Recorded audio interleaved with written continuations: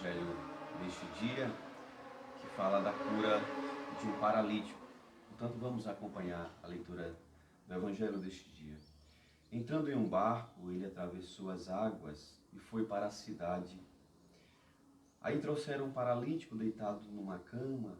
Jesus, vendo sua fé, disse ao paralítico: "Tem ânimo, meu filho, os teus pecados te são perdoados." Ao ver isso, alguns dos escribas diziam consigo: "Blasfema." Mas Jesus, conhecendo os sentimentos dele, disse: "Por que tendes esses maus sentimentos em vossos corações? Com efeito, que é mais fácil dizer: teus pecados são perdoados, ou dizer: levanta-te e anda?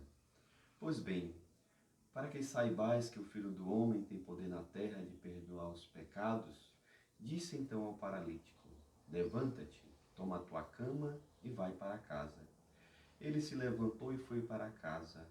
Vendo o ocorrido, as multidões ficaram com medo e glorificavam a Deus, que deu tal poder aos homens. Palavra da salvação. Glória a vós, Senhor. Essa palavra nos fala de alguns pontos que eu queria meditar com vocês. Primeiramente, a fé desses homens, né? Esses homens que levam o paralítico até Jesus, né? Essa fé é uma fé madura, é uma fé confiante, né? Alguém que tem confiança em Deus, alguém que sabe que Jesus pode fazer algo por aquele homem que não pode fazer nada por si, né? É uma fé voltada para fora, é uma fé expectante, é uma fé madura, podemos dizer. A fé daqueles homens que levaram o paralítico e colocaram diante de Jesus. Depois, a fé dos escribas, a fé dos fariseus. Infelizmente, essa fé não é uma fé verdadeira, é uma fé em si mesmo, né? É uma fé racionalista, é uma fé baseada nas suas lógicas, nos seus raciocínios. E, portanto, é uma fé perigosa, né?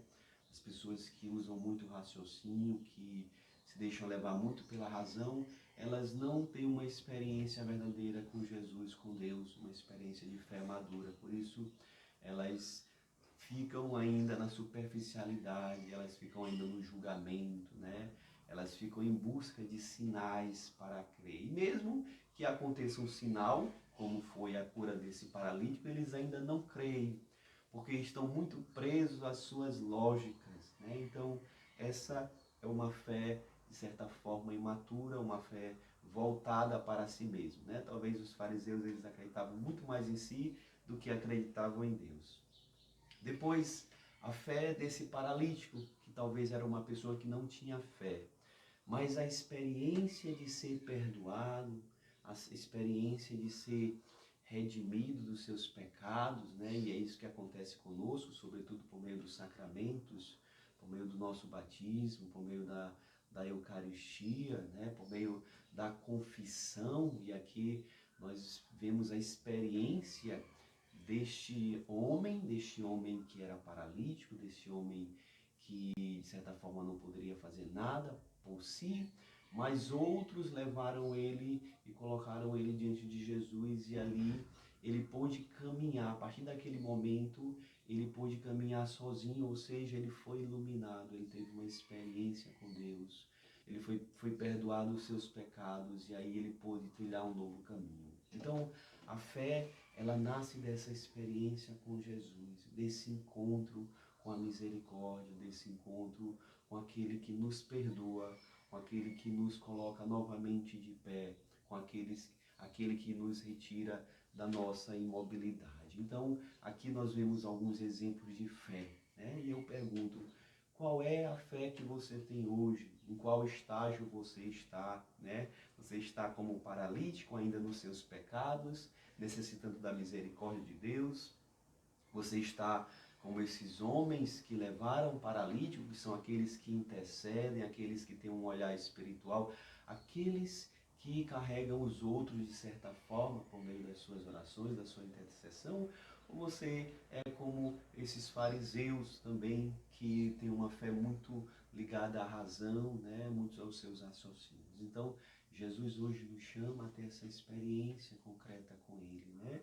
Quanto mais nos aproximamos de Deus por meio da oração, quanto mais nos aproximamos de Deus por meio da palavra, mais Deus vai gerando uma nova fé em nós, uma fé expectante, né? Uma fé viva, capaz de nos renovar, capaz de nos dar a graça de vivermos sempre na sua presença. Que neste dia Deus renove a nossa experiência com Ele, por meio da Eucaristia, por meio da palavra, por meio da oração, por meio do texto, né?